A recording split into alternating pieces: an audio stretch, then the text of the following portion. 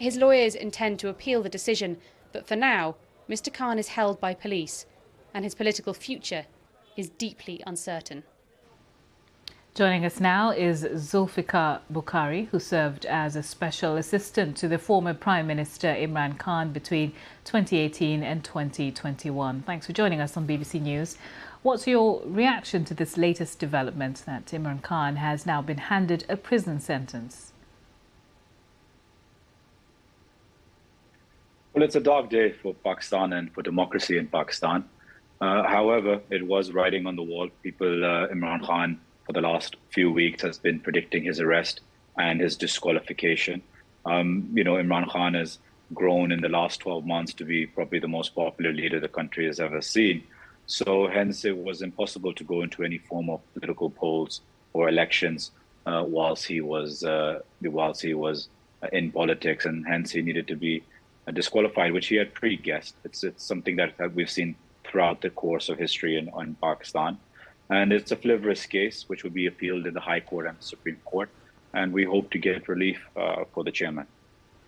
So we've heard Imran Khan's message, a pre-recorded one to his supporters. Have you spoken to him? What sense do you have of how he's feeling at the moment or strategizing? No one's been allowed to speak to him. He's been arrested and was taken from Lahore to a city called Attock, and he's reached prison over there. So unfortunately, no one's had access to him. We hope that he's keeping well and he's not put any form of torture whilst he's in prison, which is our biggest fear. But that's all we have of any news of him at the moment.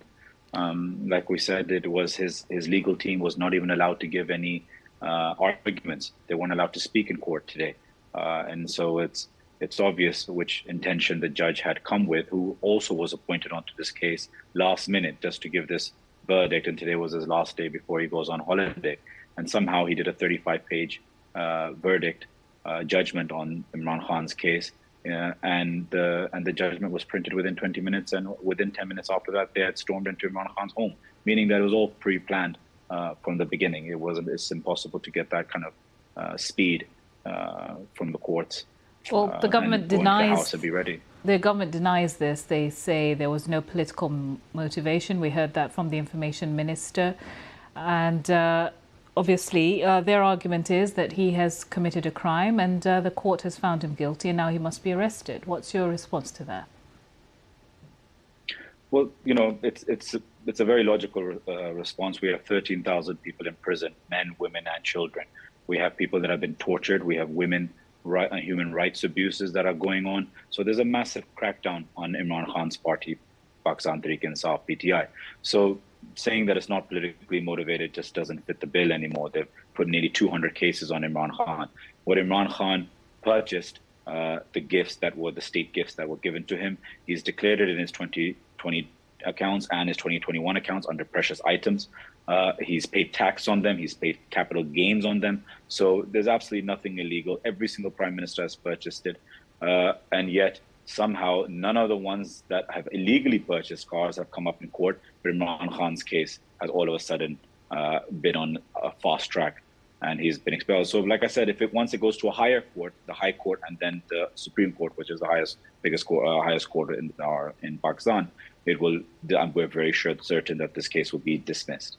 So that's pending. But how do you see the next few days, weeks or months playing out?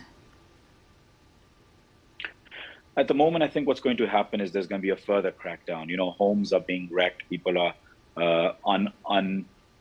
non-uniform, civil clothing. Men are barging into homes, destroying, ransacking people's personal homes. They're picking up whoever's there, let it be their staff or women or other family members. I have a cousin who's in prison who has nothing to do with politics. My home's been sealed illegally as well.